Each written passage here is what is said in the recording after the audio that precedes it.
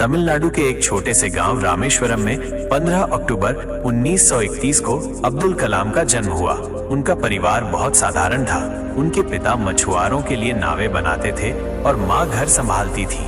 परिवार इतना गरीब था कि कभी कभी घर में 2 वक्त का खाना भी मुश्किल से बन पाता था। लेकिन उनके पिता ने उन्हें एक बहुत बड़ी सीख दी। वो कहते थे, चाहे हमारे पास साधन कम हो, लेकिन सपने हमेशा बड़े देखने चाहिए। पहला संघर्ष। अब्दुल कलाम ने बचपन से ही परिवार की मदद के लिए काम करना शुरू कर दिया। क्या आप सोच सकते हैं? वो सुबह 4 बजे उठते, अखबार बांटते और फिर स्कूल जाते। स्कूल में उन्हें विज्ञान और गणित में गहरी रुचि थी, लेकिन जब वे सवाल पूछते तो उनके साथी छात्र मजाक उड़ाते। अरे गरीब का बेटा वैज्ञानिक बनेगा, सपने देखना छोड़ो। लेकिन कलाम ने उनकी बातों पर ध्यान नहीं दिया। उनके अध्यापक ने हमेशा उन्हें प्रोत्साहित किया। अब्दुल, मेहनत करो, तुम्हारी मेहनत एक दिन तुम्हें ऊंचाई पर पहुंचाएगी। स्कूल की पढ़ाई पूरी करने के बाद उन्होंने विमान इंजीनियरिंग की पढ़ाई के लिए आवेदन किया, लेकिन वहां एडमिशन पाना इतना आसान नहीं था। इसमें केवल कुछ ही छात्रों का चयन होता था।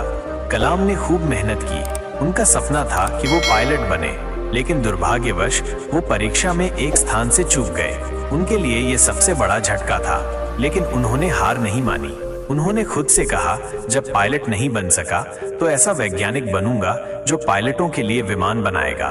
असफलता से सफलता तक का सफर। कलाम ने इसरो ISRO में काम करना शुरू किया। शुरुआत में उनकी परियोजनाएं बार बार असफल हुई। पहला रॉकेट लॉन्च विफल हो गया, करोड़ों रुपए का नुकसान हुआ। उनकी टीम निराश हो गई, लेकिन कलाम ने अपनी टीम से कहा, हम विफल नहीं हुए हैं, ये हमारी सीखने की प्रक्रिया का हिस्सा है। हर असफलता हमें एक कदम आगे ले जाती है। इसके बाद उन्होंने भारत का पहला उपग्रह लॉन्च किया और ये सफल रहा।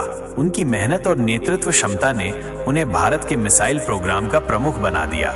उन्होंने अग्नि और पृथ्वी मिसाइल जैसी परियोजनाओं को सफलतापूर्वक अंजाम दिया। अब पूरी दुनिया भारत की ताकत को पहचानने लगी। राष्ट्रपति बनने का सफर।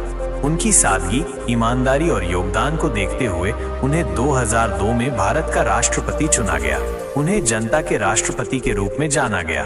राष्ट्रपति बनने के बाद भी उन्होंने अपनी सादगी नहीं छोड़ी। जब लोग उनसे प्रेरणा लेने आते तो वे हमेशा कहते, सपने देखो और उन्हें पूरा करने के लिए जी जान से मेहनत करो।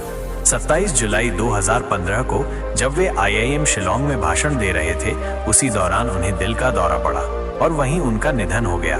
वह भाषण भी युवाओं को प्रेरित करने के लिए था।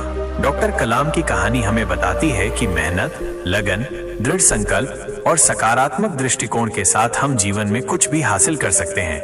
हम उनकी इन शिक्षाओं को अपने जीवन में कैसे लागू कर सकते हैं? लक्ष्य निर्धारित करें, स्पष्ट और मापनीय लक्ष्य निर्धारित करें और उन्हें प्राप्त करने के लिए कड़ी मेहनत करें।